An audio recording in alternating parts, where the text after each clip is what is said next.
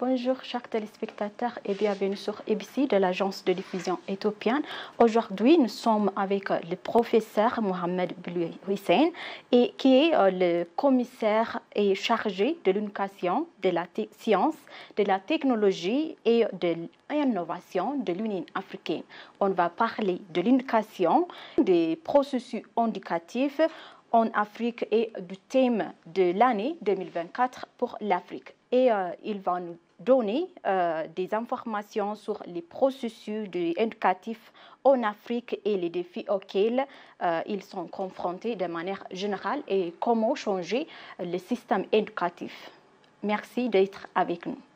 Alors, merci beaucoup d'avoir accepté notre invitation. Et pour commencer le programme, quelle est la signification du thème de l'année 2024 pour l'Afrique et de manière générale, quelle est son importance pour la réalisation du cadre continental de l'agenda 2063?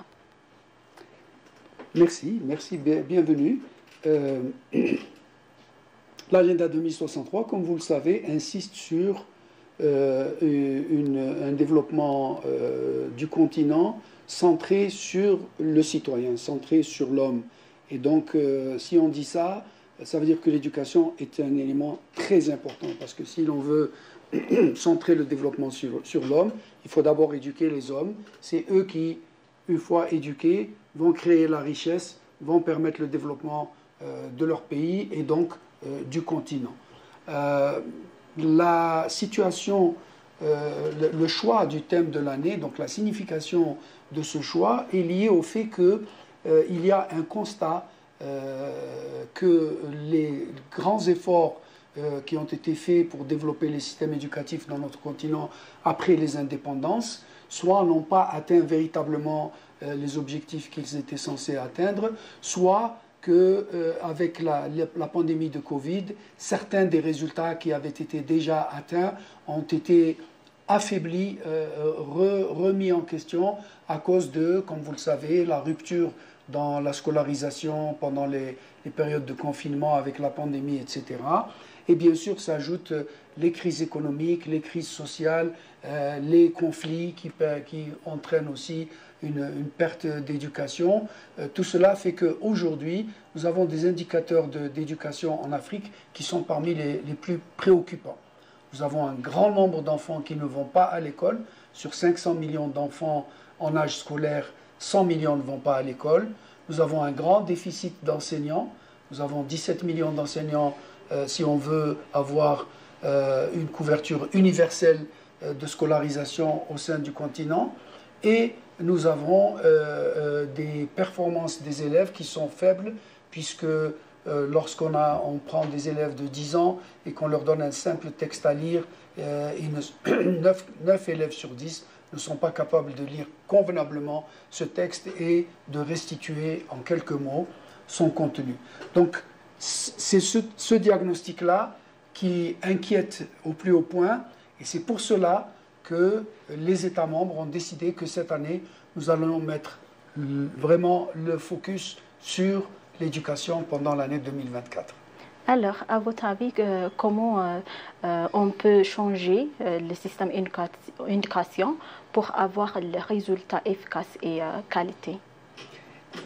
Nous pouvons transformer les systèmes éducatifs en allant regardant les éléments qui les constituent un par un. Évidemment, on ne peut pas avoir d'éducation sans enseignants. Donc la fonction enseignante, elle est très importante. Et vous savez bien que cette fonction enseignante, sur les 20 ou 30 dernières années, elle est de plus en plus négligée. Et souvent, nous avons des enseignants contractuels, c'est-à-dire qui n'ont pas véritablement un plan de carrière bien établi, bien défini. Et tout ceci fait que la qualité même de l'enseignement s'en trouve affectée. Et donc, les élèves reçoivent un enseignement dont la qualité laisse à désirer. Donc, il y a à s'occuper de cet aspect-là de la profession enseignante. Il y a à s'occuper aussi des contenus de l'enseignement, des programmes d'enseignement. Et par exemple, l'enseignement de l'histoire, beaucoup de pays critiquent la manière dont nous sommes en train d'enseigner l'histoire aujourd'hui à nos élèves. Et donc, il y a quelque chose à faire aussi dans ce domaine. Et il faut aussi s'occuper des infrastructures. Souvent, les infrastructures sont anciennes, elles sont obsolètes, elles sont insuffisantes. Nous avons des classes surchargées parce qu'il y a un manque d'enseignants. Donc on met plus d'élèves chez les enseignants qui sont présents. Nous avons des outils pédagogiques qui sont parfois dépassés, obsolètes.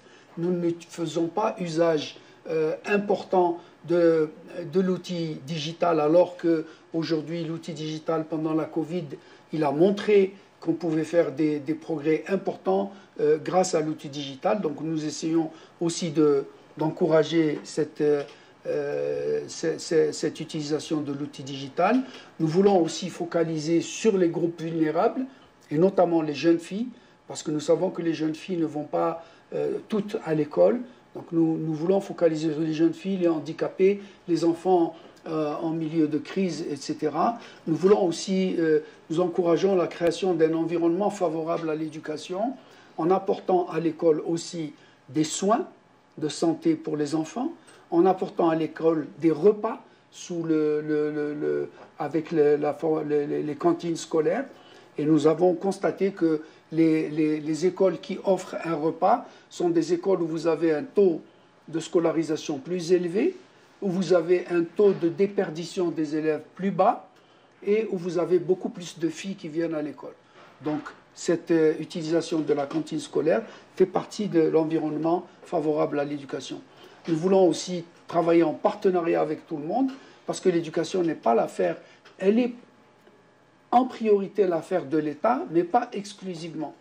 Elle est aussi l'affaire des parents, elle est aussi l'affaire de la communauté d'une manière générale, elle peut être aussi l'affaire du secteur privé, des partenaires internationaux qui s'intéressent au développement en général. Et donc nous sommes en partenariat avec toutes ces composantes-là pour pouvoir réussir un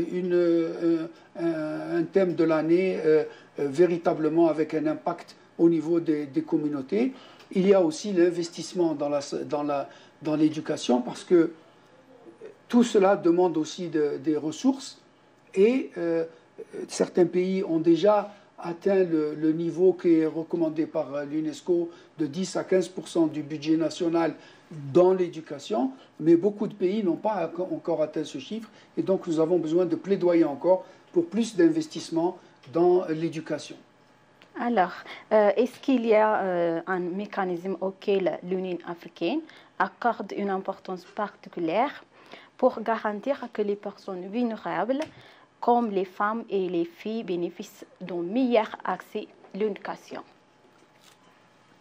Je vous ai déjà donné quelques éléments qui permettent donc de garantir que les filles viennent à l'école, mais l'Union africaine est allée plus loin puisque il y a quelques années, on a créé un centre carrément qui s'appelle le Centre international pour l'éducation des femmes et des filles qui est situé à Ouagadougou. Et donc, il a un mandat très spécifique sur aider à ce qu'on ait plus de femmes et de filles qui accèdent à l'éducation.